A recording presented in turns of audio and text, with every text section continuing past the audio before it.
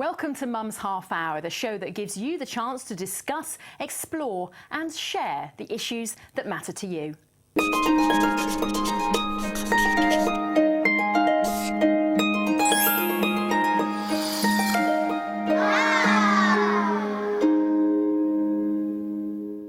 Hello and welcome to Mum's Half Hour. I'm Liz Spate. Now then, if you haven't logged on before, the second Friday of every month for the next 5 months is just for you. Mum's Half Hour, a chance for you to enjoy the conversation and thoughts of other mums and let off a little steam on the issues which matter.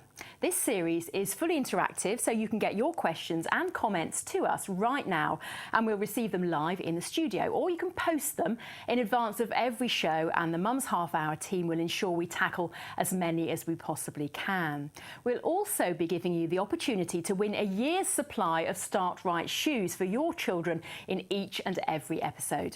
Today we will be discussing competitive parenting and the pressures on the modern mum, summer holidays at home or abroad, just what to do with the little ones and how to avoid the holiday season turning into a nightmare. First shoes, just when are your kids ready for their first proper shoes and what you should look out for when buying them. Well, joining me today to discuss all of the above and much, much more is our Mum's Half Hour panel. We have mum of 1, Kim, mum of 2, Yolanda, and mum of 3, Farah. So that all balances out. Welcome all of you to the show. Thank you. All the ladies have their own unique experiences and opinions to share. So ladies, thanks for coming and congratulations on making the panel. Now, don't forget that this is a live show, so if you have any questions or comments for our panel, please use the box on your screen, click send, and we'll do our best to tackle them over the course of the next 30 minutes or so. And when submitting a question, let us know whose shoes you'd most like to walk in for a day and why. Leave us with your contact details and one lucky viewer will be in with a chance of winning a year's supply of Start Right shoes. And if you're tweeting whilst watching the show, get involved by using the hashtag Mum's Half Hour. Right, well, let's get cracking then, talking to our ladies here. You've all got quite a few kids between you, so you've got a few stories to tell. Let's talk a little bit first about competitive parenting. Coming to you first, Kim, you've got 1 child. Tell us a little bit about that child and how you've coped with competitive parenting. Well, Grace is, like you say, she's my only child. She's 3 years old. My husband and I are always quite fortunate with Grace in that she's always been slightly ahead of the game, that she was early to crawl, she was early to walk and early talking, and her vocabulary now is quite amazing, we've been told. She's a bit competitive, but don't tell anybody. So in that way, our lives were made quite a bit easier. Right. But the thing is, I have got friends who have literally left visits with a health visitor in tears because their child has not quite met something that they've set out for them on that particular day. There's enormous pressure, especially I think for first-time parents, to ensure that your child is hitting this target at 4 months, 6 months, 8 months, etc., etc. And if on that day when your child gets tested, they don't quite do that for whatever reason, you end up feeling like an awful parent. And Craig and I, my husband, have had these experiences ourselves that, oh, so-and-so can draw that, why can't Grace draw that? And that person can do that, why can't our child do that? And we've had to really take a step back and sort of think, well, actually, our child is pretty amazing in her own right, and to try and not sort of focus so much on all these targets and also what other people are doing as well, because it doesn't matter as much. It's all about Grace and what she's doing. Exactly, as long as they're happy. Yolanda, it is easy to get dragged into it, though. You've got 2 children, I've got haven't 2 you? children, and it is. I find even for like swimming lessons, it would be, or my child's moving up a class, and then you're sort of kind of thinking, oh, okay, well, why isn't mine? They've been doing it just as long. And I think it does. It's a really crazy world, isn't it? But you have to sort of just ignore it and get on with being a mum or a dad to those children that you have, because they're special, as you say. They're all special in their own right. And your children are a bit older, aren't they? They are, so you've yes. learnt your lessons. I've learnt it. And a long, long road, but yes, I have learnt it. Now, Farah, you've got 3. My goodness me, you must be busy. Tell us a little bit about your family. Well, my youngest is 12, then I have a 17-year-old, then I have a 20-year-old. So although the 20-year-old isn't a teenager, he's still got a few teenage traits. Yes. But I remember when they were born, and when you start out, you always want the best for them, you want to try the best, you want them to be the best. But as they get older, especially when they become teenagers and you start going through all the issues and they become really complex, you realise that you know, you can't compete with everybody, and every child has their own strengths and their own weaknesses, and you really have to take a step back, think about what you want from your family, what you value, and concentrate on that. And be strong about that. Because teenagers particularly, it's all about fashion and, you know, it's how have you dealt with that? It's so much more, and all I can say is you'll only learn about it when you actually go through it, because it's just so complex. You'll go through things that you would never have anticipated, and it's very difficult to share with somebody else, because when you've got an issue, the other parent may say, well, I don't have that problem, and then you think, well, what's the matter with me? Or it might be quite extreme, and you'd feel very embarrassed and very ashamed about it, especially if you're a conscientious parent and you're doing a lot in the community or something. It's much harder to say, hold on a moment, I've got an issue here and I don't know what to do about it. So who do you talk to? Kim, have you got sort of mummy friends that you talk to about things? Yes, some of my best friends now, because I was quite young when I had my daughter. I was 23, and it was a massive shock to me at the time. Which these days is young, isn't it? Yes, it didn't used to be. No, exactly. And so all of my friends were still, you know, just left uni, first-time jobs, more about going out and travelling and that sort of thing, whereas I was suddenly, oh, I'm actually a mum now. And I was perfectly happy with that. But then I found a wonderful group of friends through mum and baby groups locally, and we all still meet up now. And like I say, they are some of my closest friends, and it's great to have them there, because they were going through the same things as I was at exactly the same times.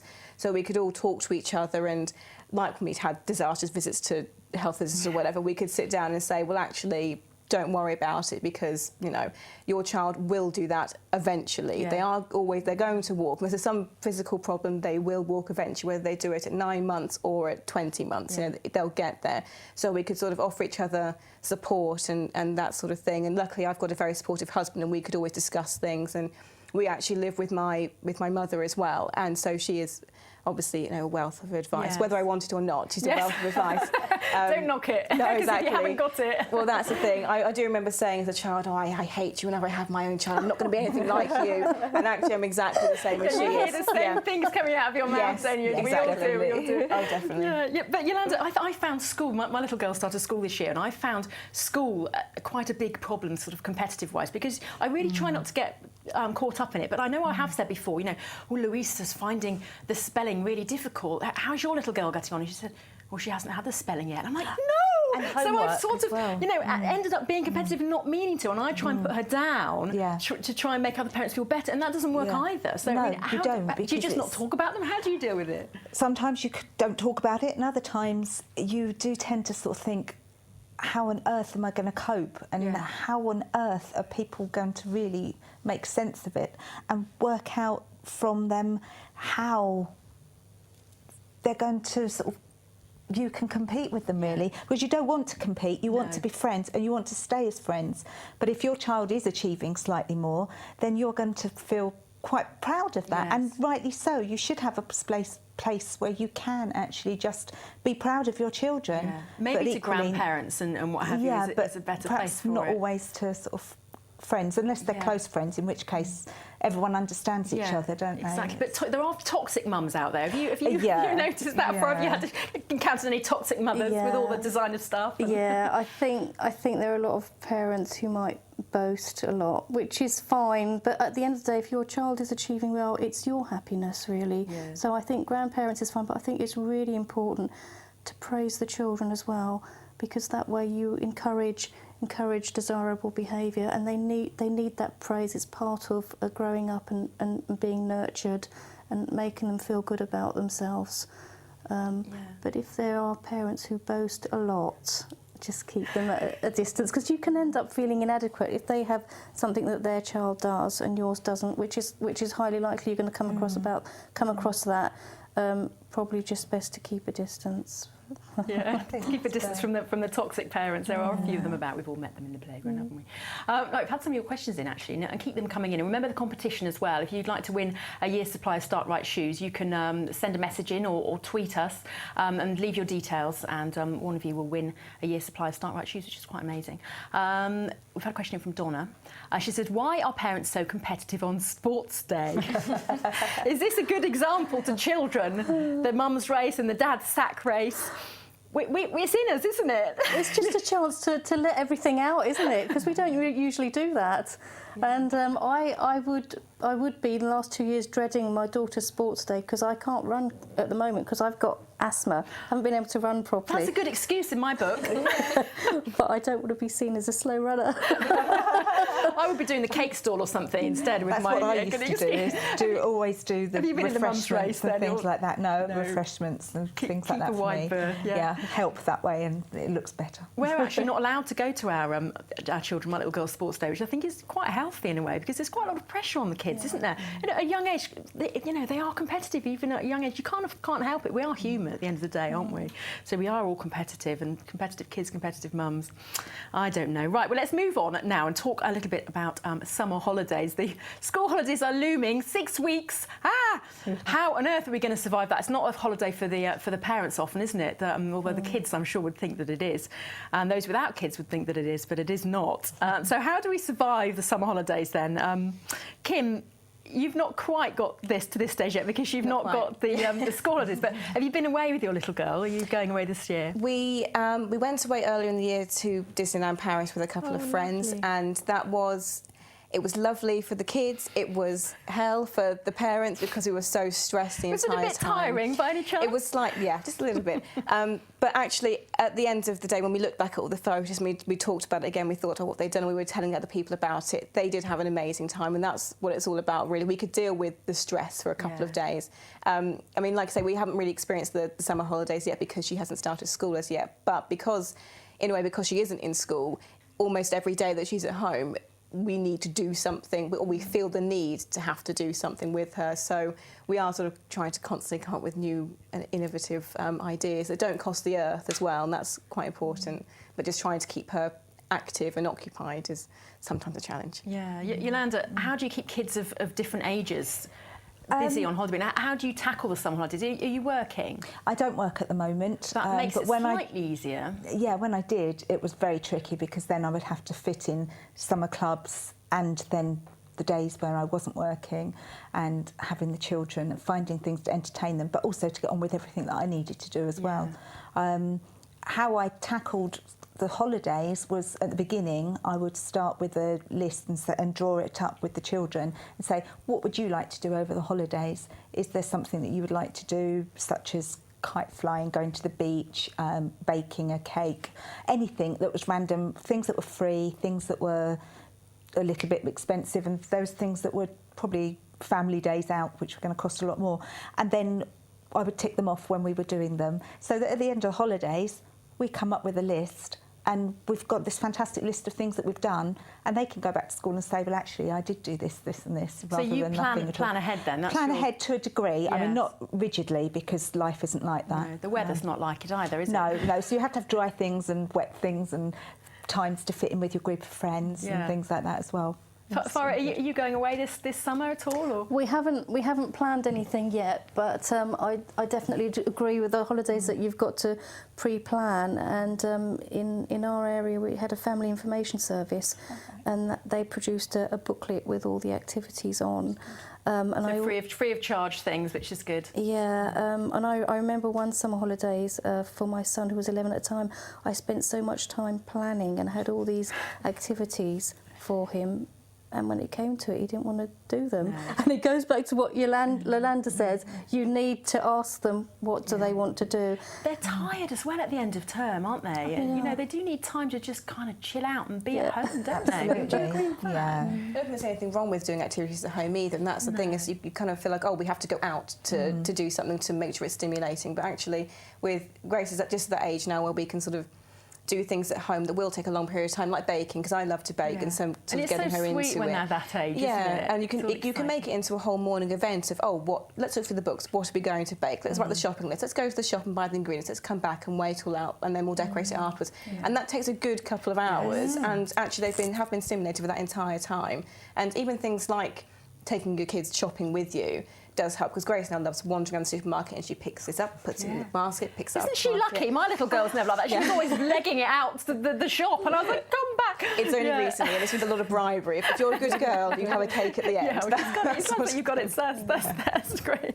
But you've got to teach them to clear up as well, haven't you? Oh gosh, yes. Because it can be a bit messy, can't it? My biggest problem, I think, is I plan all these things, and then it takes 5 minutes, and then it takes you half an hour to clear up. Painting, finger painting. And they've gone on to do something else afterwards, and you're left with this clearing up, and they've gone and wrecked something else in the meantime. Exactly, I know. But I think what I'm going to try and do this summer holidays is trying to sort of involve other people's children a little bit more. So have one child over at our house and then send Louisa over to someone else's house, because when you've got another child there, they will play together, won't they? I mean, Yolanda, have you found that with yours? I do definitely find that they do play better with other people's children. My two don't play particularly well together, but they never do. No, but they do get on better with other people, and then you get a bit of quiet time where you can sort of leave them to it. And also that there's no excuse in sitting them down with some popcorn and sat in front of a video or DVD. You know, it isn't a problem to do that, as long as you're not doing it all the time. But it certainly isn't a problem. And what about homework? Because I was always doing it on the last day of the holidays. Farah, what's your advice on trying to get homework done? Well, my younger one is quite conscientious. The older one was very lazy. And however much you say, do it.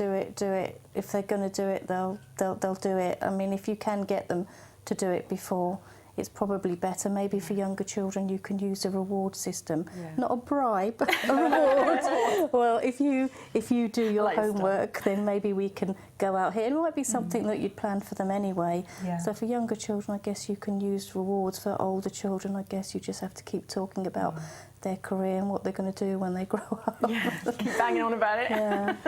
Now, talking a little bit more about holidays then, there's been a sort of big emphasis on holidaying in the UK, hasn't there? So let's go camping, yes, and then it rains for a week. Holiday in this UK versus holiday abroad.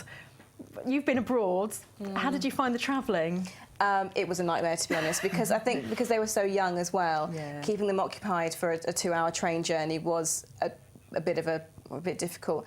We would definitely, all the holidays we've got planned that are coming up and we want to do in the next couple of years are pretty much all within this country, either going somewhere to the New Forest or going over to Wales, up to Scotland, even just sort of going half an hour down the road, because there's some lovely areas nearby us. So we live in Hertfordshire, so I don't think the children really mind where you are, particularly. It's what you do with them while you're there. And I think actually they probably would prefer not to have to travel so far. And if you've just got to load up the car, it's much easier than having to get onto a train or on a plane and unload the other end. On that note about car journeys, actually, we've had a question in from Donna at mummybird.com.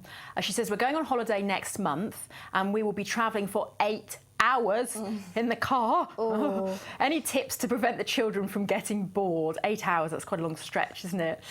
Yolanda? DVD player, absolutely, definitely, 100%. So you can get those online, can't you? Yeah, I mean, we have a twin-screened one, so that there's 2 screens, and they also have headphones on as well, so that we can listen to the radio in the front or music, and we don't have to listen to SpongeBob or whatever, whichever one that you're going to be given. And then they can watch different DVD, can they each, or is it? These ones are the same. Right. Are the same ones. So we have done it in the past where they had separate ones because they used to fight over it. Yes. But the rule is before we leave the house, the first person chooses, and then they take some with us and. Every household sets their own different rules, don't they? Whatever works. Another question from Michelle on a similar topic, actually. What travel games would you recommend to keep my 3-year-old entertained on our holiday journey? Farah, any top tips for 3-year-olds? It's a difficult one. I think it's very individual. My younger daughter has a DS and then she likes crosswords and word searches. My older one just has, she has her iPhone. But I mean, the biggest challenge for us is if we were going on a long car journey was how do you stop them from fighting and killing each other? In the back seat. Yeah. Keep splitting them up. I just used to read all the time in the car. There's lots of games that you can play, aren't there? Yeah. Like even ones with picking out colours of cars. Yellow car is quite a good one. Yes. Where they can play things like that. Preferably not with the hitting each other, but you could sort of just say sort of yellow car, and then that sort of gets them looking out, or a police car and things like that. There are some quite good books out there. We play I Spy with our 3-year-old, and it's not the same as an I Spy site beginning with S because she's not quite there yet. But if we say, I can see a tree, then she's looking around. Oh, there it is, and so that keeps her occupied for a good 20-odd minutes, and it might drive you insane for a little bit, but it keeps them, keeps them I think it's having a few weapons in your armour, isn't it? I've often carried little bits. Even now, I'll carry paper games around with me, ready for hangman, squares Hangman, and things like that, so that if we're sitting down somewhere waiting to be served or something like that, we can keep them entertained. Yeah. But never mind the car journey, what about the packing? I mean, you just take so much stuff when you've got kids, because you've got to be prepared for every eventuality, especially if you're in this country, holidaying in this country. Yolanda, tell us a little bit about your packing strategy. Oh, well, I have a list and I will tick off everything that I've got, but the thing is, you've got to take so much. If you're camping, for example, you've got your wellies, your sandals, going out shoes if you fancy doing a nicer evening, swimming shoes. You know, you could just take so many things, and then on top of that, you've got your first aid kit, you've got your sun cream, jackets, cardigans, anything to keep you warm. It is a real nightmare. You've got to be prepared for anything, haven't you? But as a mum, that's what we're here for, isn't it? We are prepared with the plasters, with the wet wipes, with the wellies, with the flip-flops, with the sunscreen, with the umbrellas. You've got to take the lot, haven't you?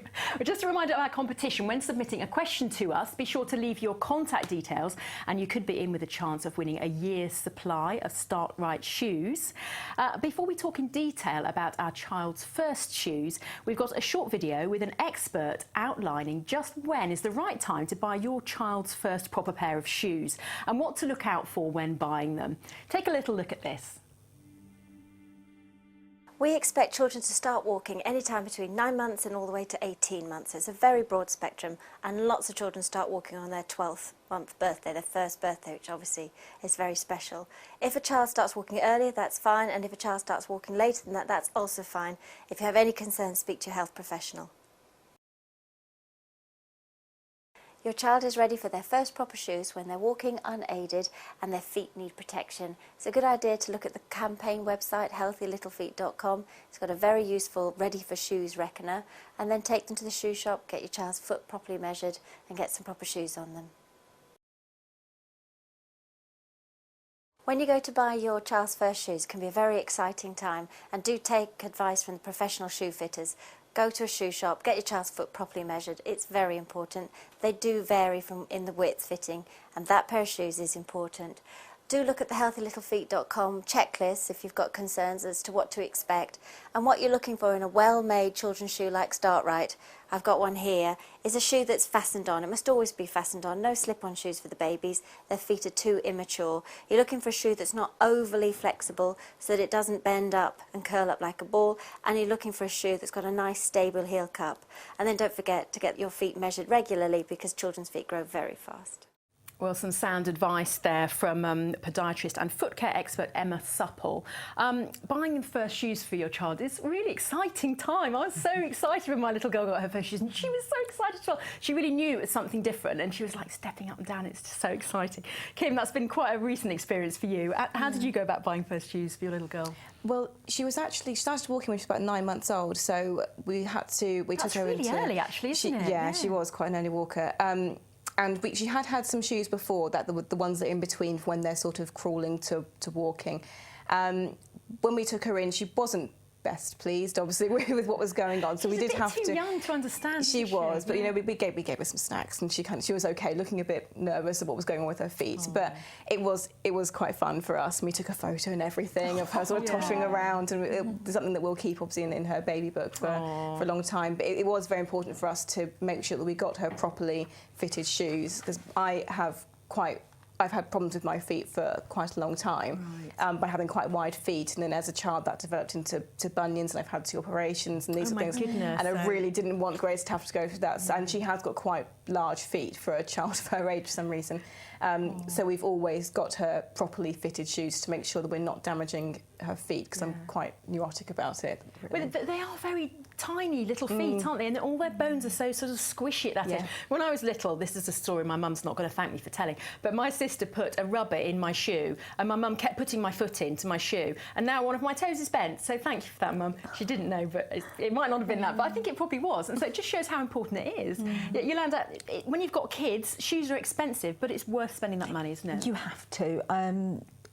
The leather is usually much softer, and you have got that opportunity to make sure that you're giving them the best start. Yes. And if you don't, then you're sort of, if something goes wrong, you've got that guilt factor looming in your head, haven't you? At least if you've done everything right, then that's all you can really do. Yeah. A friend of mine gets second-hand shoes on eBay, and I've never thought that's a very good idea, but she's not got very much money. But I think, well, there are some things that you must spend the money on. I mean, Farah, would you say that Unfortunately, your shoes... feet mould to the shoe as do, well, yeah. so it's not a good always idea, the is best it? idea, no. And what about leather shoes versus plastic shoes?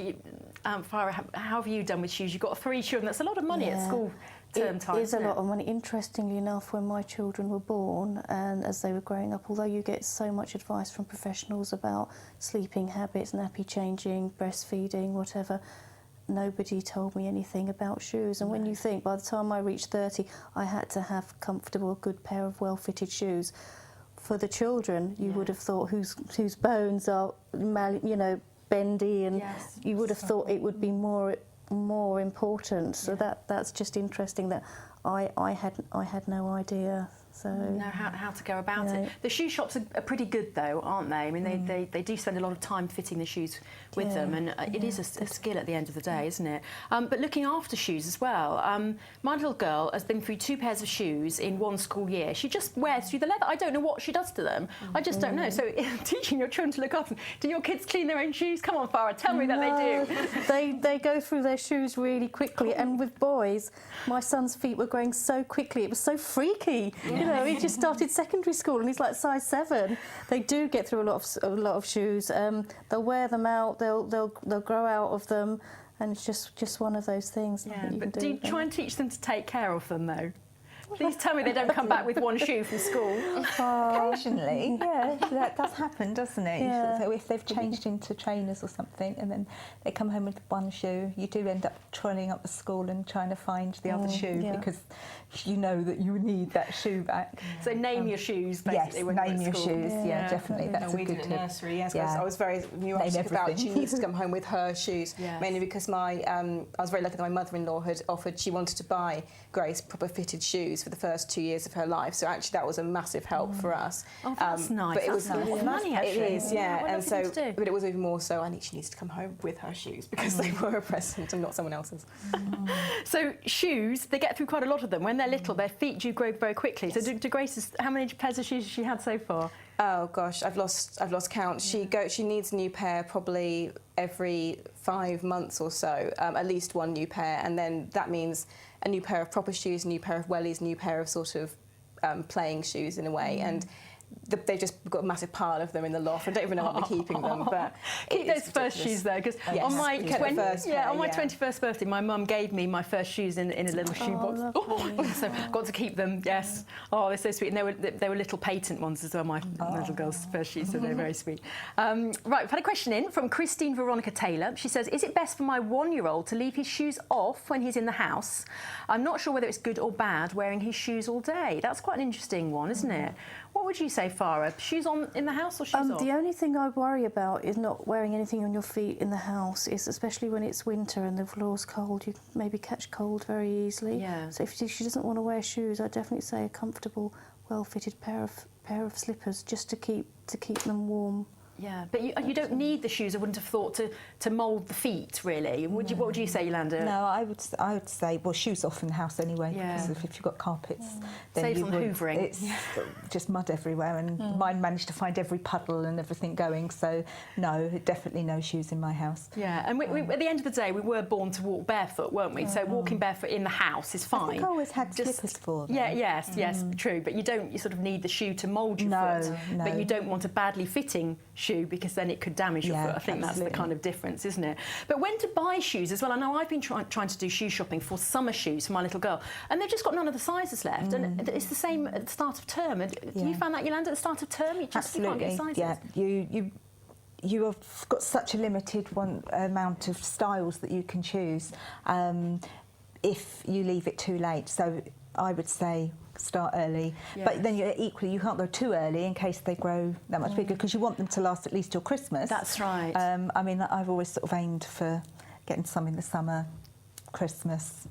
Yeah. Strangely, those ones tend to last round till are falling apart, but they do tend to stay on their feet right round again till September. Okay, but it's important to get them fitted properly and to keep Yes. having your children's feet meshed Even as well. in between buying the shoes, you can go into most high street decent shoe shops, yeah. and they will actually measure your feet and actually make sure that the shoe still fits them. Yeah, exactly. And they will They tell are- you if they do fit. They will say no, you've got another month in those. Yeah, they are pretty good, aren't they? And if you want more information about how to get your shoes properly fitted for your children, you can go to YouTube, and it's www.youtube.com/startrightshoes, and there's quite a good video on there. Now, ladies, we're fast running out of time today. We talked and talked. We talked plenty about our children, but we'd like to talk a little bit about us now. We like that subject too, don't we? How do you find some me time then? Because it is so busy being a mum. I know everyone goes on about it, but it really is. You just don't stop, do you? Kim, how do you find time to relax? You've got your mum or mother-in-law living with you, so that's... My mum, yeah, she is a great sort of living babysitter in a way. Yeah, you lucky thing. But we do tend to, from an early age, we've always given grace to other family members, so to my mother-in-law and that sort of thing, so that she would feel comfortable there, which means that we can, I mean, last weekend she was there from Friday till Sunday, so my husband and I had the whole weekend. We didn't do anything. We literally just didn't, we didn't just sat and watch TV most of the time, but it was just nice not having to constantly get up and do this and do that and whatever, and that's, I think, very, very important, having somebody who can, it sounds horrible to think you need time from your child. Not at all. It's guilt, but, you see, isn't it? We feel so guilty. Exactly, but when she came back, we were both refreshed and it was nice to see her again, and, you know, we'd had a lovely break. Yes. Now, Kim says she's planning on having 4 children. I don't know whether this is news to the family. Planning on having 4. So I'm not surprised, really, if she gets the weekend off. I think I'd be having 4 if I had a weekend off. Yolanda, were you lucky enough to have family support like that? Not like that. We moved away from our family, so we don't get to see them as much as we'd like to, but we do. Nowadays, we tend to sort of be able to leave the children and go out for an hour or two and come back to a house, which is quite helpful. Yeah. When they were younger, we didn't really have any time, but then equally we were working and things like that. So if my husband was at work, I was looking after the children. If he was at home, I was at work. So it didn't really have any me time at that stage in our Not even lives. a spa day now and again. Not then, no. Oh, now bless maybe you. now. But we get through it somehow, don't we? But it is important to have some me time, and sometimes together as a couple, isn't it? We've found that now is like date nights. Yes, that's you know, lovely. having that and trying to just go to the cinema or something, just so that. Oh, you can hello, go out. husband. I remember you. Yeah, that's right. It is like that because we sort of you sit separately in the house when you're doing things on computers, and that's sort of It's easy to if drift the children apart, aren't isn't around, it? you're separate. Yeah. Farah, how do you find time for you? With, I suppose yours are a bit older now, so it makes it a tiny bit easier. Do you They're a find bit time for older, you? but they do need attention. They do need one-to-one with each of them. And then, although they're older, as I said, with the 2 younger girls, I don't want the older one to kill the younger one. So we've got to be careful when we leave them. But life has been much better since I joined a sports centre, because for me that's like a bit of a sanctuary, because I do need time away. And then since the last 16 years, I've been going swimming once a week, which is brilliant, which is like my... And with the husband, I said to him, you know, if we don't arrange to go out for a meal every once in a while, it's just like 2 people living in the same house, and that's it, because that's how it can be. And, you know, men, maybe some of them aren't just very romantic, but they do learn this is good, this is our space, and we can get a chance to chat. But it's so important, because if we don't look after ourselves as mums, then we can't look after our kids. Wise words there from a mother of 3. Well, time flies when you're having fun, and our half hour is up, I'm afraid, ladies. So my thanks to Kim, Farah and Yolanda for joining us. It's been really great to see you. And be sure to catch us next time on Mum's Half Hour on Friday the 12th of August, when we'll be discussing, amongst other things, getting prepared for your kids going back to school. We can get through the school holidays, can't we? Come on, we can do it. Well, bye-bye for now, and thanks very much for watching. We'll see you next time.